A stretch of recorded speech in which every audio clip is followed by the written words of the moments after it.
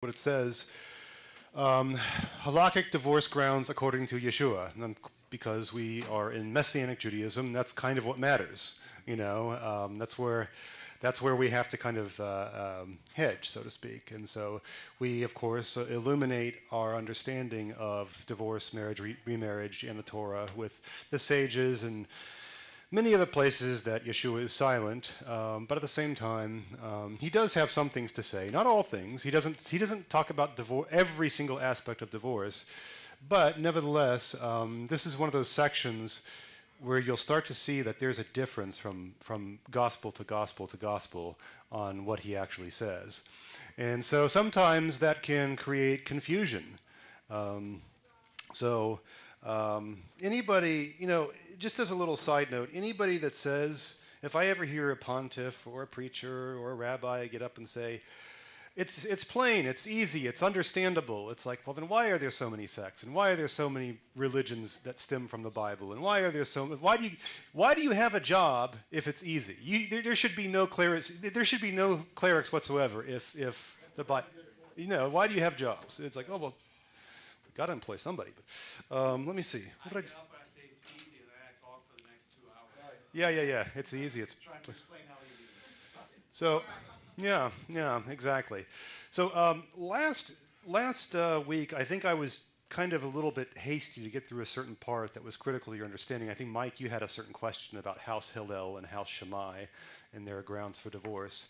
But just to review, this is important going forward. I gave you guys this list at one point, saying that all these different things that you could do to somebody were grounds for divorce in traditional Judaism at the time of Jesus and the time of the Second Temple. And all Judaisms, even Hillel, agreed that these were outs, that these were legit outs. But this would describe the outs for Shammai, the school of Shammai, for divorce. Now, this is the part I think I kind of botched a little bit earlier because I just kind of assumed everybody knew it and I just touched on it sort of in a cursory way. But this is where Hillel, this is where they got this quickie divorce rationale. If this is from Deuteronomy 24, 1 through 4.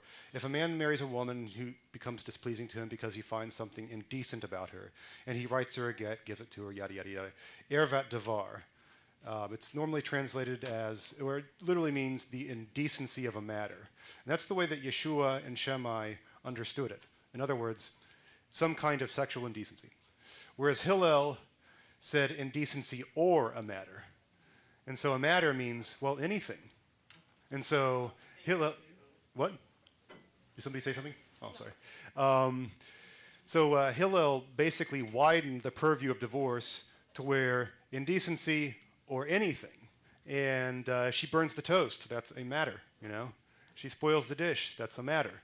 And so when Yeshua is talking in the Gospels, now what I say to you is that whoever divorces his wife, except for on the grounds of Elvat Daval, it's probably translated as porneia in Greek. That's what that's talking about. So does that make sense? Do you understand the Hillelite rationale?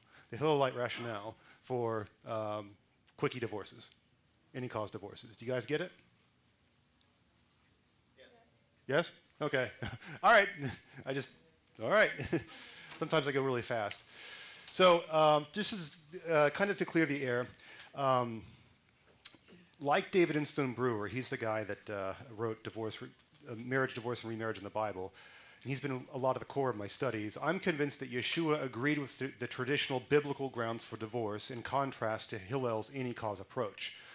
So the any cause, just to be entirely clear, this is not any cause divorce. These are grounds that are proven.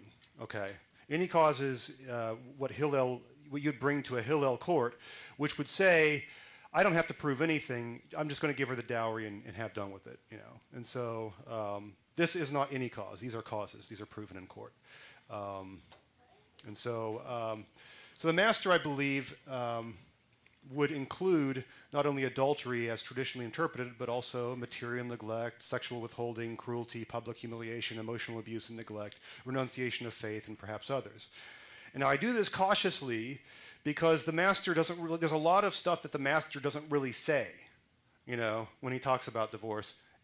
He just leaves it kind of blank, And so I don't want to put words in his mouth, if that makes sense. And so out of a sense of piety, I'm putting an asterisk next to this and saying, okay, this, what I'm about to describe, seems like the most coherent, unified explanation for the seemingly contradictory things that the Bible says about divorce and remarriage. And so I do this because, as I said, Yeshua never addresses a wide scope of divorce grounds that might occur. He's only being asked about any cause in the Gospels, and that deals with sexual infidelity and sexual immorality. And so I'll kind of describe how I got to this conclusion in a bit. But I'm gonna go forward a little bit, and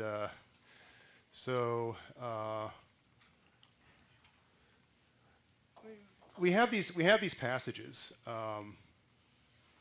We're straight in the text, When Yeshua had finished talking about these things, he left the Galilee and traveled down the east side of the Jordan, yada, yada, yada. Some Parishim came and tried to trap him by asking, is it permitted for a man to divorce his wife on any ground whatsoever? In other words, Hillelite, any cause. He replied, haven't you read that at the beginning the Creator made them male and female? And that he said, for this reason, a man should leave his father and mother and be united with his wife. The two become one flesh. They are no longer two but one. So then, no one should split apart what God has joined together. Or sometimes I think it says, no man should split apart what God has joined together. And they said to him, why did Moshe give the commandment that a man should hand his wife a get and divorce her? And he said, Moshe allowed you, and this is interesting, commanded versus allowed. So the Pharisees are saying that, remember I told you that divorce in the case of suspected adultery was considered compulsory at that time? That's how they're reading it. Why did Moshe give the commandment? And the master responds, Moshe allowed you. He didn't command you to divorce. He allowed you, suggesting that the master might be for forgiveness and pardon. You don't have to divorce necessarily because of the hardness of your hearts.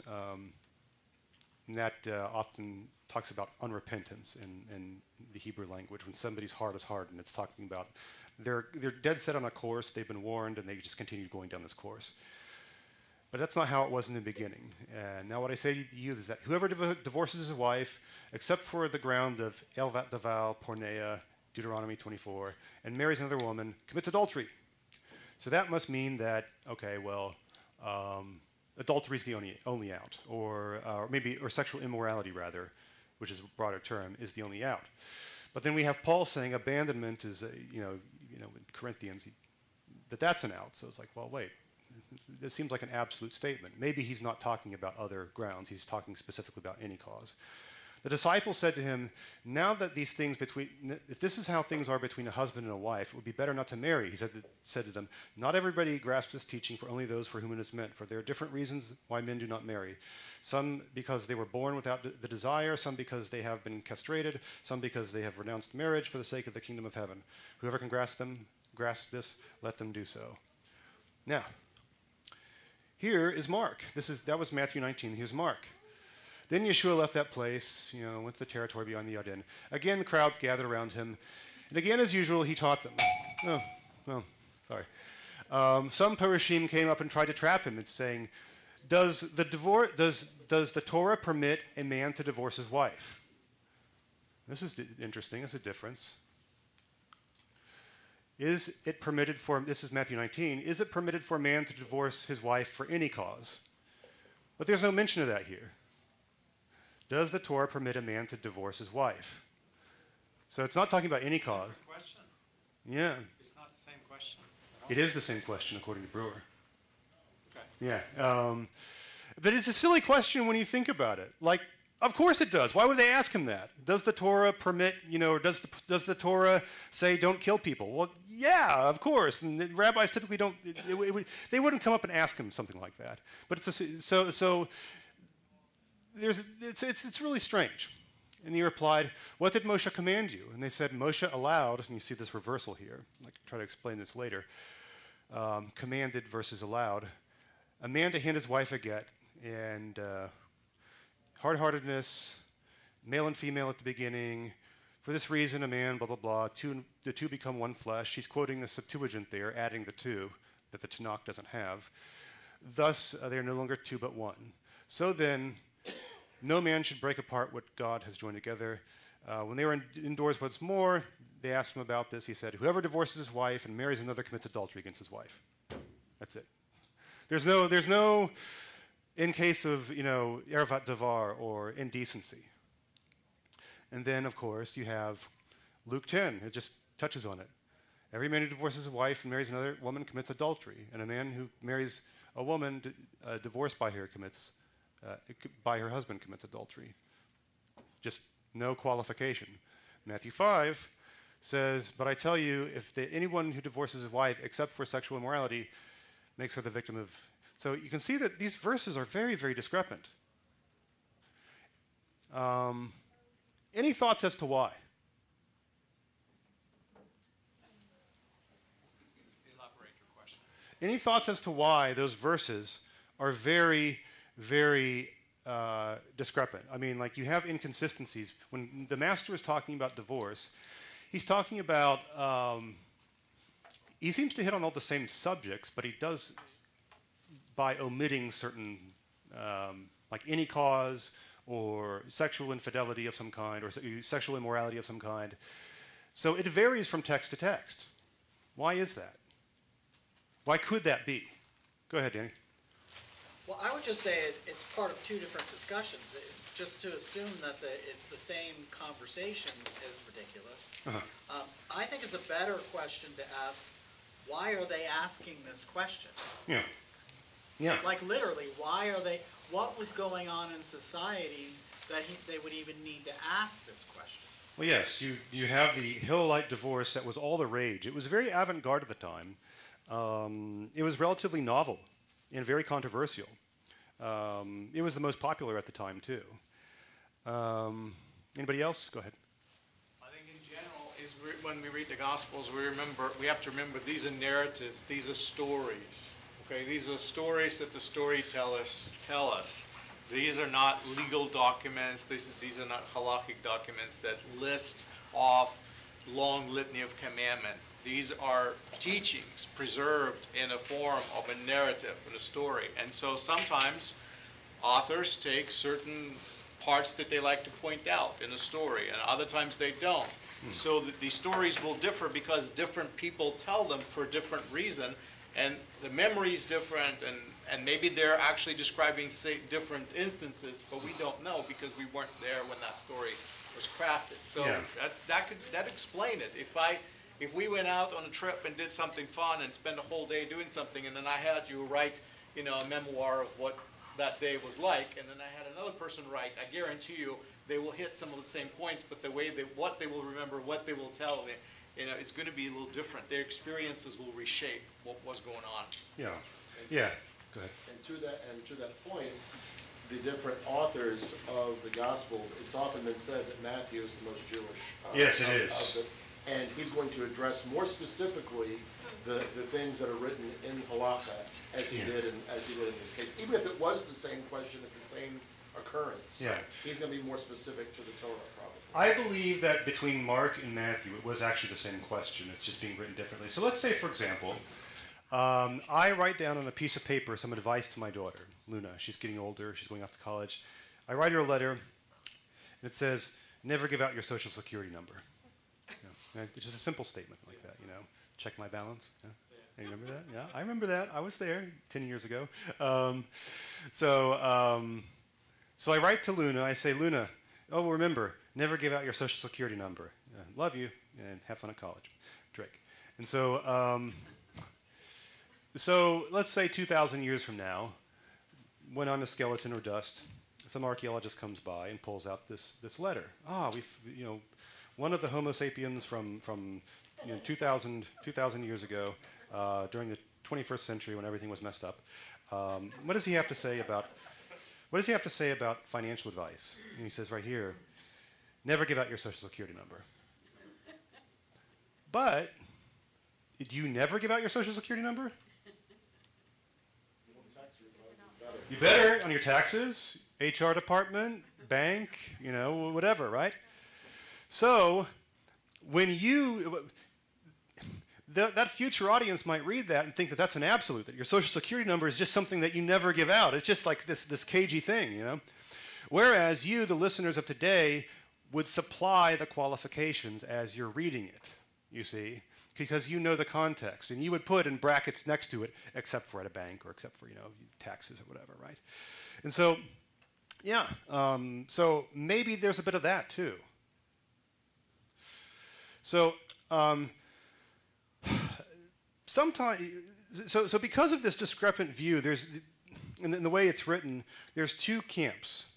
There's one camp that says, whoever divorces his wife and marries another commits adultery. They're reading that just plainly as it is.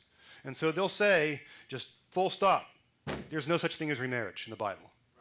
John Piper, Westboro Baptist Church, whatever, right? And on the other hand, there might be somebody like me that say that, okay, there are grounds. And we're both reading the same text, and I'm looking at all of them as well, but I'm coming to a different conclusion. So as part of this exercise, I'm going to go through and kind of explain to you 3 different interpretive methodologies. And that sounds like a lot, but it's not. Basically what I'm thinking when I read these texts and how I get to where I get. And not a lot of people will do that. A lot of people will cite verses, and say this says this, therefore. But I'm giving you, I guess, the rationale behind how I'm reading them. Okay. So, as you know, throughout this presentation, I've been at war with metaphor and allegory. I have had a personal war with metaphor and allegory. Not because the biblical metaphors and allegories are bad or untrue, but sometimes people get lost in them.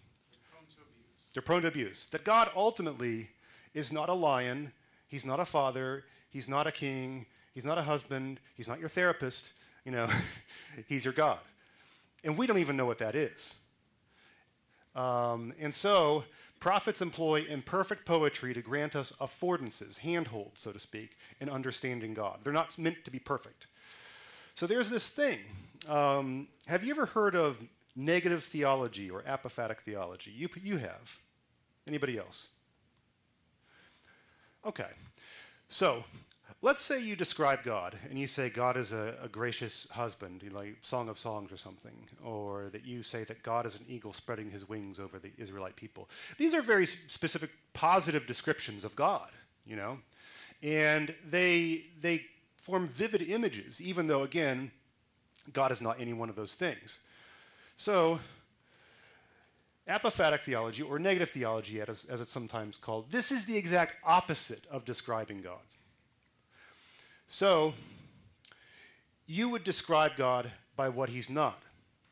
So, for example, you would say, take everything, the sum of everything you know, and hold it in the palm of your hand.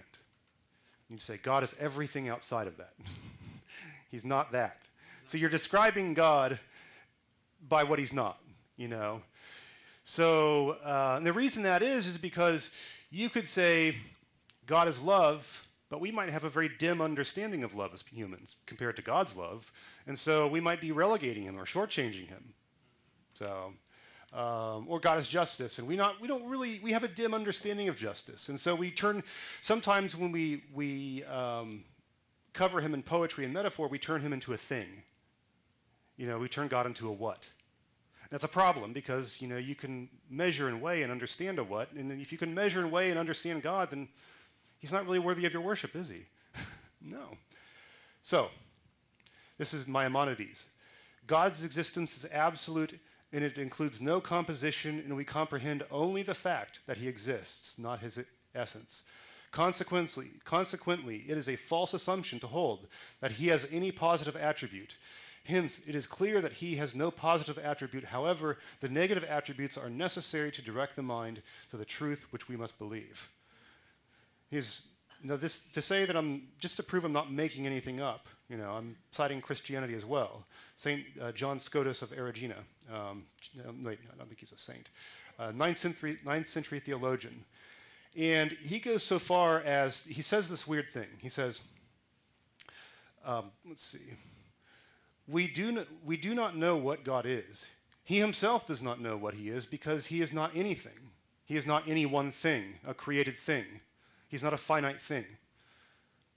Literally, God is not because he transcends being. So John Scotus basically says that he would say, he believes that God is real, but he would say, paradoxically, he doesn't exist because existence is too small for him. Existence is created. It's a thing. It's finite. And if you just put him in the universe, you turn him into a what? You turn him into a thing. And even Islamic theology, they say, he is with everything, not through association, and he is other than everything, not through separation. He is active, not in the sense of possessing movement and instruments. He is named by his names, so he is other than his names, and his names are other than he. The described is other than the describer. Sayyid Muhammad Hussein. So this is the thing in the big three faiths, negative theology. And again, it's a guardrail that keeps you from turning God into a thing. Whenever you find the sublime or ultimate reality, you can't. It's like you can't explain a joke without killing it. If you try to explain a joke, it's dead. It falls flat afterwards. Blessed be he beyond any blessing, song, praise, and consolation other than the world. Amen. Mourner's Kaddish. The heavens declare the glory of God. The sky above proclaims his handiwork. There is no speech. There are no words. No voice is heard. What? For now we see through a glass darkly, but then face to face. Now I know in part, but I shall know even as I know him, even as I am known. So it's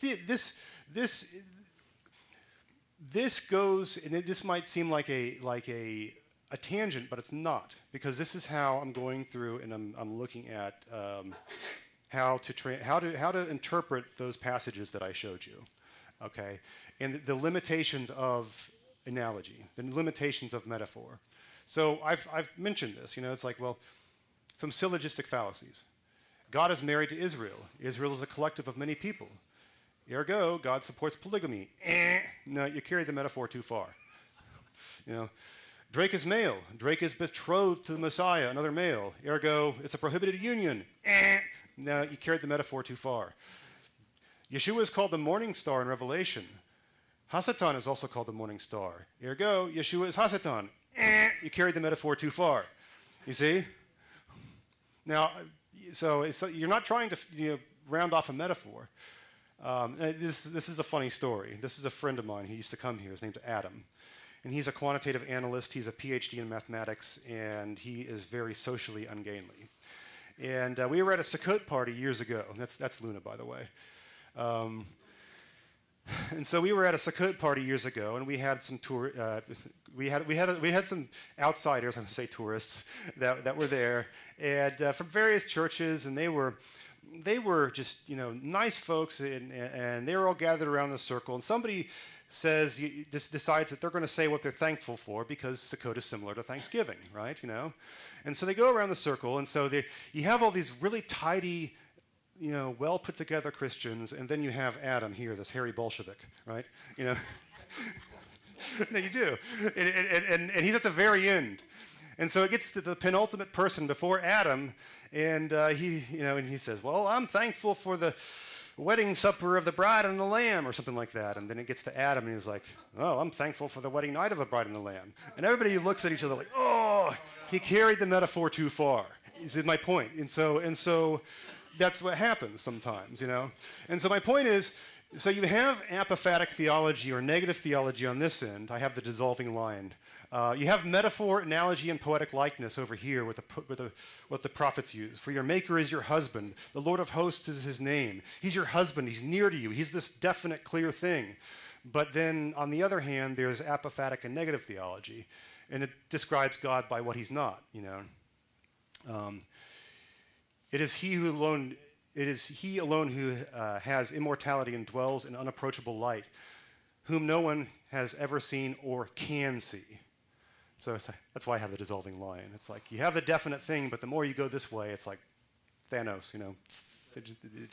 Yes. So this is a good place where the rubber meets the road. Fundamentalists will use, for example, Romans 7, 1 through 4 to insist that the New Testament never allows divorce until death.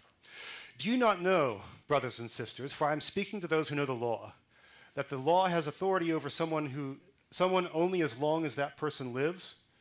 For example, by law, a married woman is bound to her husband as long as he is alive. But if her husband dies, she is released from the law that binds her to him. So then, if she has sexual relations with another man while her husband is alive, she is called an adulteress. But if her husband dies, she's released, and she's released from that law, and not an adulteress if she marries another man. So, my brothers and sisters, and this is a passage that's often used to talk about replacement theology, supersessionism, but I'm not going to go here today because I don't have time. You also died to the law through the body of the Messiah, that you might belong to another, to him who was raised from the dead, in order that they might bear fruit for God. Okay. So, they're saying that fundamentalists I've heard use this passage to say, you know, death is the only out for divorce. Is there anything wrong with that? Can you see anything wrong with that? Play with it. You, Peter, I see you nodding. It just assumes so many things. I mean, this is just a hypothetical scenario trying to illustrate a principle. Yes. It's an illustration. Yeah, an imperfect heuristic. Yeah, I got you. Anybody else? Is there any holes in that argument you can think of using this? Okay. So that's my crash and burn. I didn't know if it would work on PowerPoint, but I'm happy it did, because otherwise it would just be stuck there frozen and I'd have to explain it to you. Like the joke that gets explained, it would be an extra, you know, So there's three problems with that and the limitations of analogy. Is Romans 7 about marriage or the new covenant? It's about the new covenant. It's not a marriage text. He's using a marriage metaphor to explain the new covenant, not the other way around, number one. So this is not a marriage text. Two, so they say that death is the only out, you know, in the case of, you know, the Torah, or they say that death is the only out in the case of a spouse, you know, whose other spouse dies. But at the same time, if you're using the Torah as the likeness, can the Torah itself wrongfully withhold food, clothing, and sex to trigger a divorce? No, it can't. That would be ridiculous. And so that's another problem with it. Then there's a third and final one. This should be the nail in the coffin. It describes you going and marrying another after you're dead, which, according to the, you know, then you die and you get married. It's like, well, that was settled with the Sadducees when they asked the master, a woman was married 7 times, you know, and to whom is she married in the Messianic eon after the resurrection? He's like, nobody. It's not like that, you know, and yet he's using this, you know, this resurrection, death and resurrection to say now you're married to the Messiah. It's like, so that's a good example of where the rubber meets the road. I think when it comes to the limitations of analogy. So now, Ephesians 5, for example, it draws parallels between the cosmic marriage of God, the creation, and that of our own marriage. And so there's a microcosm there. And Romans 8:17 says that our suffering is the Messiah's suffering. We share in his and he in ours. And so there's a way to stretch this, you know, inappropriately, or to stretch it to an extreme. And this has almost been the case at one particular church in California I mentioned in the previous presentation. Let's say a woman comes to a priest. Father, help, my husband is trying to kill me with a hunting knife, you know, just some hypothetical scenario. He's drunk, he's insane. And the priest replies, return and lay down your life for your spouse as our master did for his. Your martyrdom may yet redeem him. That would be terrible marriage advice. That'd be terrible. But it keeps with the metaphor, right? So, you know, so here we are. So are we trying to satisfy a metaphor or save a life? And so here's another good example. When the disciples were out gathering, well, they were picking the heads off of grain and they were eating it, and the Messiah defends them when they are accused. Haven't you read what David did when his companions were hungry? He entered the house of God, and he and his companions ate consecrated bread, which is not lawful for them to do, but for the priests. Or haven't you read in the law that the priests on Sabbath duty in the temple desecrate the Shabbos every day and or not every Sabbath and are yet innocent? I tell you that something greater than temple is here. If you had known these words, if you had known what these words mean, I desire mercy, not sacrifice, you would not have condemned the innocent. So in other words, in case of urgent circumstances, you can break the metaphor. My point is, the metaphor is, the Shabbos is the Messianic eon. It's like a little metaphor for it, but you can break it with an urgent circumstance. So there is precedent for that in the Master's words. 2, silence as concurrence. I mentioned this before. So the limits of metaphor, silence as concurrence. A social liberal might come to you and say, hey, Yeshua never spoke about gay marriage and homosexuality, so he must have been fine with it. He's half right. Yet Yeshua himself never condemned idolatry in the Gospels, never talked about eating pork, never Roman orgies. So does that mean he condones those things either? Evidently not. So how do we decipher his silence? And so, any questions so far? I've been going on a bit, so. Okay. So, rabbis typically didn't say, don't eat pork, remember to do the Shabbos, wear your tzitzit, blah, blah, blah. They would deal with dilemma. And they would this would be like the frontiers of Torah. Should I eat pork if I'm starving to death? What do I do if Shabbos falls on Yom Kippur, or a funeral or whatever? So most uncontroversial positions will go unrecorded. In fact, I'd wager that Yeshua agreed with Pharisees on 80% of their platform: resurrection, Messiah, Torah for the common man, merciful interpretation. It's that 20% where the controversy erupts. It's that, and so the author will focus on the controversies to differentiate the protagonist, the hero. So here's a good example, and this is from former Supreme Court Justice Stephen Breyer. He talks about this principle. Breyer likened the work of the Supreme Court Justice, just replace this with the rabbis or the Sanhedrin, Breyer likened the work of the Sanhedrin to that of a boundary patrol. We're patrolling the boundary to make sure that these institutions fit within a constitutional framework, a Torah framework. Life at the boundary is not always pleasant. It's not always easy to say on which side of the boundary line lies abortion, on which side the boundary line is for prayer in schools, or the Miranda warning. Those are much harder cases than you think. And that's where we operate. That's where we operate. We operate out on the frontiers. It's hardly surprising that we're not too popular. And he says, but between those boundaries is a vast, vast area where everybody agrees. That's the way it was. So a lot of what the master is going to be silent about might be a lot of what everybody at that time just agrees upon. So this is the traditional Shamite divorce. I gave you that list of like 7, 8, 9 outs. Proven denial of provision of sex, adultery, cruelty, public shaming, denial of faith, neglect, material neglect. Yeshua and the Master agreed with this, I think. They sided with Shamite. Now, this is a novel Hillelite any cause divorce. No cause needed, nothing proven, quickie divorce, wife pockets the dowry and she's sent home. So, at this time, which is most likely to be the most controversial position on divorce?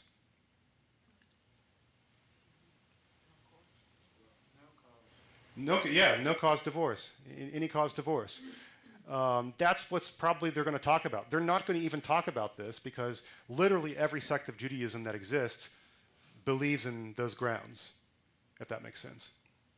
And so when you're reading the Gospels, for example, and you're coming to those passages in Matthew and Mark, and there's just something discrepant, like the Pharisees don't mention any cause. Can a man divorce his wife, Master? Yeah? Like, well, what are we talking about, Be more Yeah, yes, exactly. So he might not even be touching on these things, it seems. And 3, there's the interpretive method of spotting rabbinic shorthand. Many cloistered rabbinic debates happened using insider jargon, and they often wrote in very short, incomplete abbreviations that would point to much more expanded upon debates. Upon seeing such abbreviated notes, other Torah scholars and jurists would immediately recognize the full topic they reference. So, this is David Inston Brewer, a quote from him. The gospel account of Jesus' teaching on divorce are portrayed in Matthew 19 and Mark 10 as a debate with the Pharisees. The concluding statement on the matter is found in Matthew 5:32 and Luke 16:18. The highly abbreviated form of these accounts requires considerable unpacking. I had typos. Which is only possible by knowing what could be omitted because it was obvious to a first century Jew. Never give out your social security number to anybody, unless, to a bank or to the HR department. Fortunately, the same subjects are debated in rabbinic literature and the Dead Sea Scrolls, which use a very similar method of abbreviation. So when the Messiah is getting attention, everybody's singing Hosanna to the Son of David, the chief priests and teachers are indignant at him.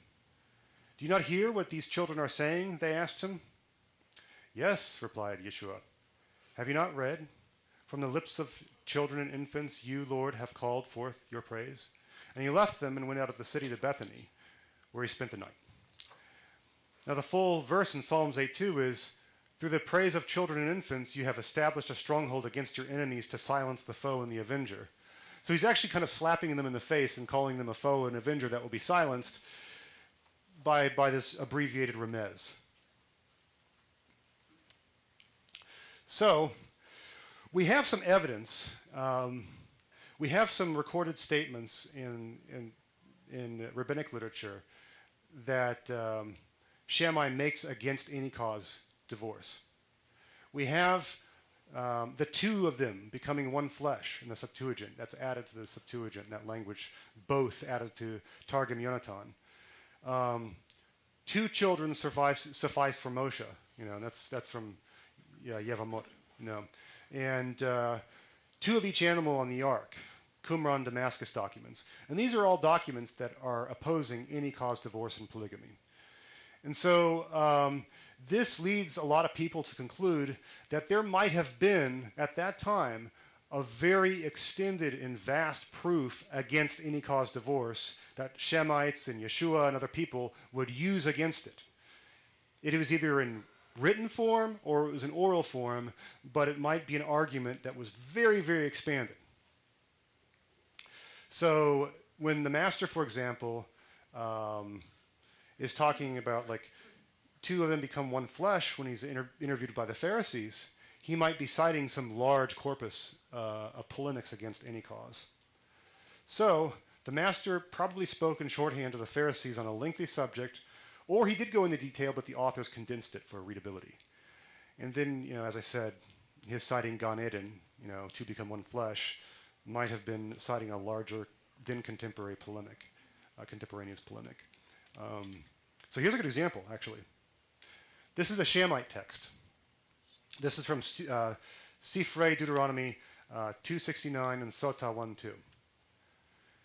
A man should not divorce his wife except if he is found in her indecency. A man should not divorce his wife except if he's found in her a matter of indecency. And so this is very similar, eerily similar. Strangely, almost verbatim to some extent.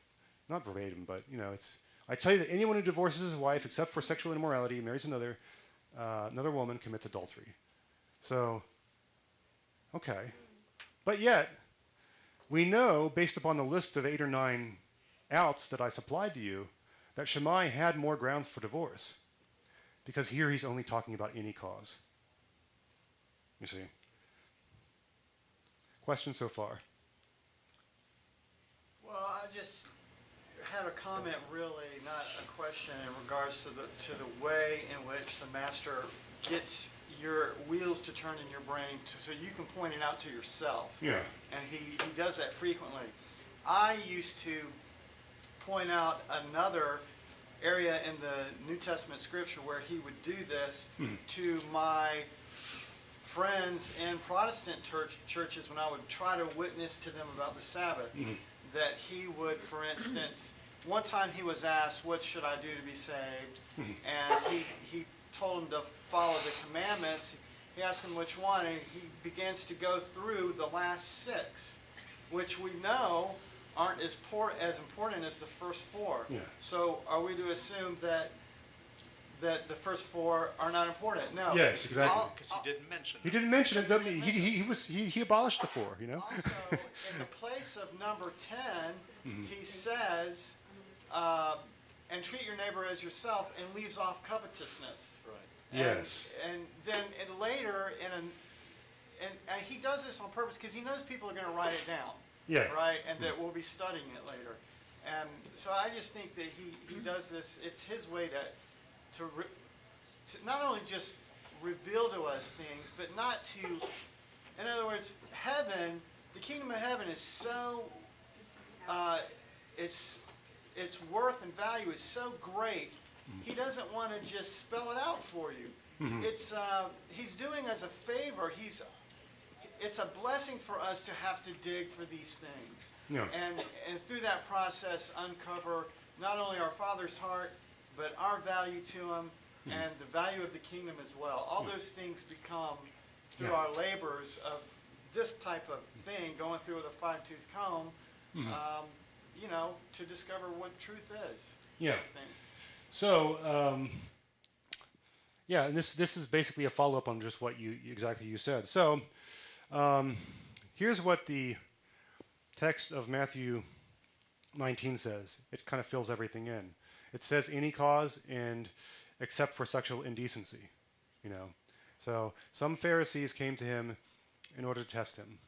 They asked, is it lawful to divorce a wife for any cause? It spells it out. Now I say to you that whoever divorces his wife except for sexual indecency and marries another commits adultery. Mark 10, same conversation. Some Parishim came to him and tried to trap him by asking, does the Torah permit a man to divorce his wife? Duh, of course it does.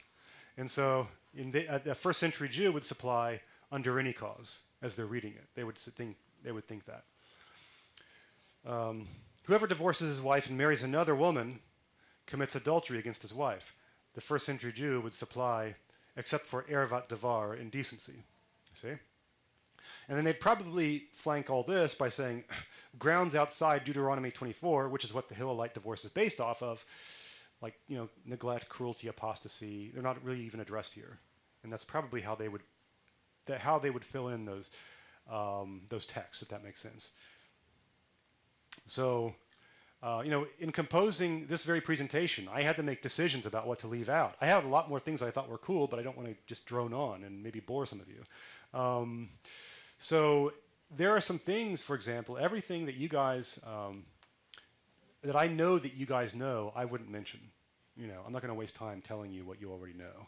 That's the sign of a bad scriptwriter.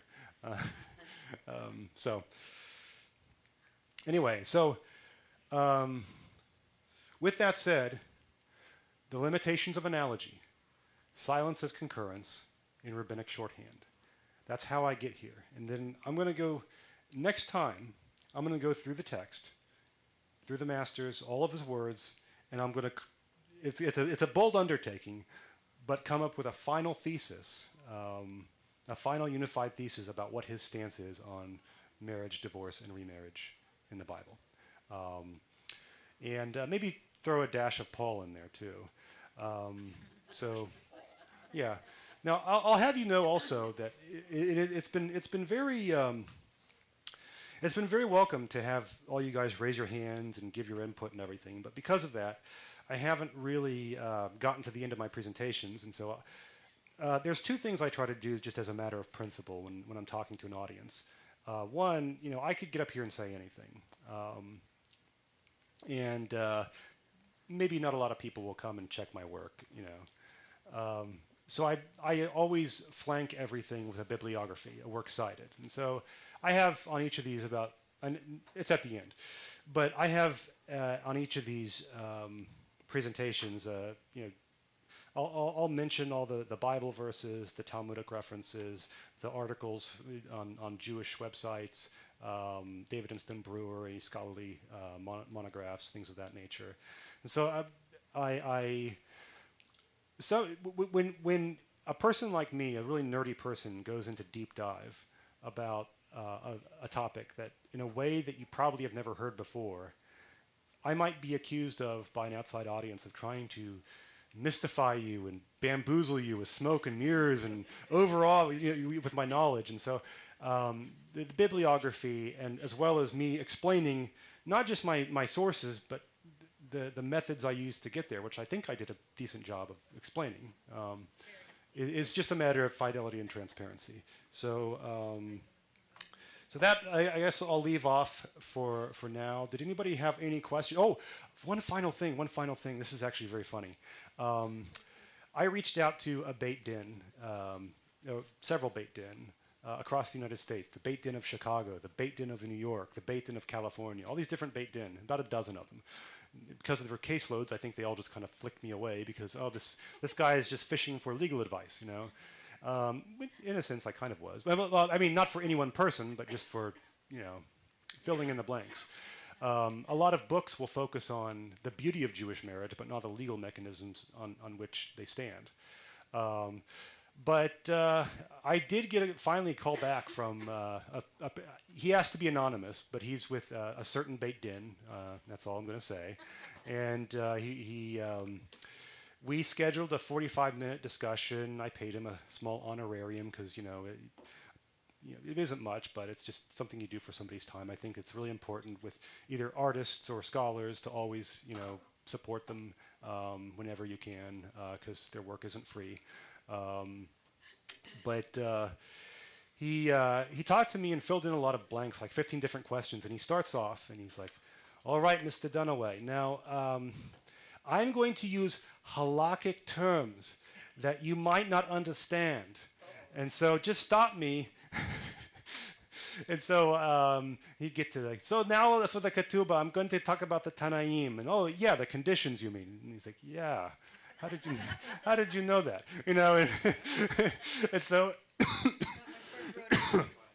and so he got this idea that for a painted heathen that I am, I was a very unusual one. And so I explained to him the fact that I am discussing biblical marriage in the Bible Belt, where everybody has an idea of what biblical marriage is. And so I said, this is going to be very exotic for them. And he's like, "Why would this be exotic? Are you trying to cartoon the Jewish people?" No, he didn't say that. No, and I said, no, it's just that, yeah, I live in the Bible Belt and people always laud the virtues of biblical marriage. And it's like, well, do you really want that? And maybe, but so he concluded the call and gave the closest thing, I think, to a witness or like an evangelical entreaty that I've ever heard from a Jew. He says, "Drake, have you ever considered maybe becoming a Noahide? There's only 7 laws, and they're very easy to keep, and obviously it's a blessing from Hashem that so many goyim like yourself, well, he didn't call me a goy, but, that's the cartoon in my mind. Yeah, he was a goy gadol, yes, and so he was a great nation. But any questions as I close? I mean, this is your time, guys. Anything that's on your mind, anything at all, anything you want to know about marriage, divorce, and remarriage in the Bible? Yes, Danielle. Is there any anything you found that why the any cause even came to be? I'm just surprised about it that it would come from from Hillel. Yeah. I mean, I don't. First of all, just as a preamble to your to the answer, I don't think that Shammai or the master agreed with it at large, but I'm not sure if there might have been some, as I said, some circumstances in which he might have been for it, the any cause. He might have been for he might have not been entirely opposed to it, and there might have been a few set of circumstances in which it might be applicable. You asked some really good questions last week. Yeah. So like Joseph, for example, if he went to a Shammai court, the master, I think, wanted a divorce to be painful, to some extent. But if Joseph went to a Shammai court and proved infidelity, it would be before the public, and Miriam would be shamed. She would lose her dowry. She'd probably, if her parents didn't take her back, she'd go on the public dole for the rest of her life and would never. Yeah, she'd be a social pariah. And so, even though he suspected he was shamed, it says that he wanted her, he put her away privately, a Hillelite divorce. He wanted her not to be shamed and to keep the dowry. That's pretty kind for suspecting this woman of adultery. He's being pretty kind to her, and so would the master in that, because it says because he was righteous, he wanted to put her away quietly. So would the master then say, because a lot of halakha, carves out exceptions. There's always the exception that makes the rule. Would there be some exceptions, notable exceptions, in which the Hillelite divorce might be a stroke of mercy? I don't know. But they derived, it had some benefits in the fact that it prevented a woman from ending up on the public dole. And so the public, if you proved adultery against a woman, you'd take her dowry, and she'd become a welfare case.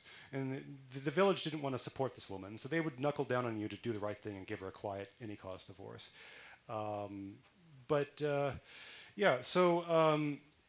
There does seem to be some merits in terms of discretion, not wanting to shame somebody, and preventing a charity case from erupting. Yeah. So are you saying that's probably what the School of Hillel intended, but because there are people who take advantage of situations the question I have, and I don't know the answer, was he completely against any cause divorce, totally across the board, or was he against it as it was being flagrantly abused by everybody, which might have been meant for discrete cases? And I don't know the answer. But another good example is because the Hillelite divorce rationale based on Deuteronomy 24 takes ervat devar, indecency of a matter, changes it to indecency or a matter, expanding it. It could be indecency or a matter, which is anything, burning the toast. Basically, the Hillelites also made a case in arguing with Shammai that, and they do have kind of a case, that because it covers everything, this ensures that a woman can get a get and remarry and not be an aguna. And so that's a third merit that might be to the Hillelite divorce scheme. So I don't think it was. A lot of people have said that this is just some lascivious wife swapping scheme, and these lusty first century Jews were just cheating on each other, and I'm sure there was some of that, but there seems to be a bit more of a legal trail with thought going into it than as commonly suggested in most circles. Go. Just a quick comment. If you look at Yeshua's teachings, and we have a big chunk of them, of course, in the famous Sermon on the Mount, for example, right? So we have like one after another after another. You look at them and you get the sense, well, where is he going with all that? You will see that a lot of times he will teach you what, sort of say, the Torah teaches, but then he will take you to the next step beyond. And he will call you to a greater adherence, to a greater righteousness. He will actually, his halacha will be harder than Moses' halacha, right? He's going to say, okay, this is what the Torah says. This is what you should do. I am telling you, you should go even beyond that. Yeah. So if this is how you understand him to be about anything in Torah, per se, if that tends to be his way of sort of say, calling us to greater standard, to even a higher standard of righteousness, then it would make sense why he would say those kinds of things. By something that's being okay and permissible, he's saying, I am calling you to not just settle for what's acceptable and permissible and legal and fine. I am saying, hold yourself to a higher standard. Right. Limit yourself in a greater degree than you are legally allowed to, essentially. And that seems to be his halacha in a lot of situations. So if you grasp that this is where a lot of times he's going, then it's not difficult to apply that to even this topic. Because you can do something doesn't mean you should. Right.